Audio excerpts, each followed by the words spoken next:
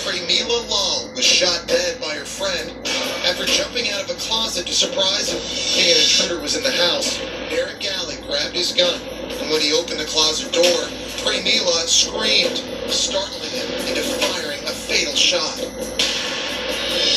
In another small town, two guys gunning for laughs, dressed as ghosts, spooking drivers. One driver froze, then freaked and floored it to escape. Running the sheet-covered prankster down. In Ohio, kids on a candy run crossing an overpass dropped a sandbag off the bridge, causing deadly havoc on traffic below. 911, bridge emergency. Oh my God, oh my God, oh my God. I just swear it's a plane, it's something, he's not forward, he's not playing, he's not moving.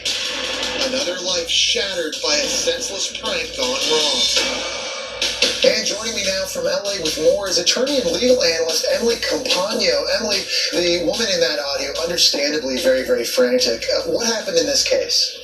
Right. The passenger in that car was struck and killed by a sandbag that had been thrown over an overpass. Now, he was a 22-year-old Army soldier on leave from a deployment in Kuwait. 4 teenagers were charged with murder for this crime, and they told the court they had been on their way to the store to buy candy when they threw the sandbag over the edge of the overpass. And the 4 teenagers we're talking about here, Emily, because they're juveniles, how severely could they be punished? In the state of Ohio, the most severe punishment for youth is youth detention facility until the age of 21.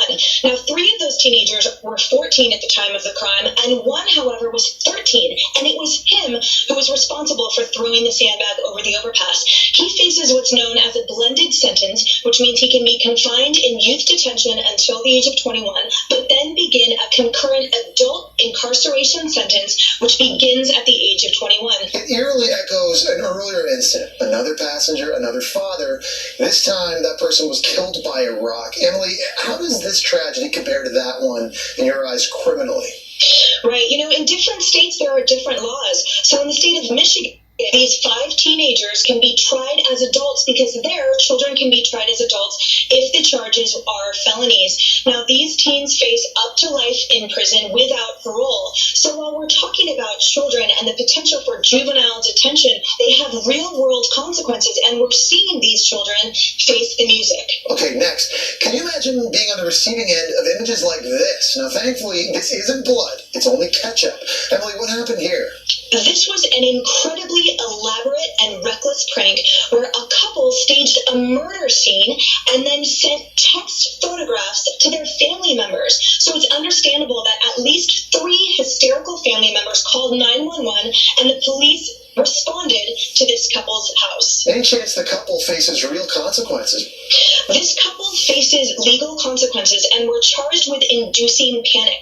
So as they call 911 and there are city and local resources being expended responding to these crimes, you can be charged as such. Now, in the event of real emergencies, obviously always call 911, and EMS will never begrudge a true life-saving situation. But here, it's about accountability for the recklessness that pranks and this kind of behavior induces. And frankly, you're playing Russian roulette every time you play a prank. No doubt about that, and I want to thank you so much again for joining us here today.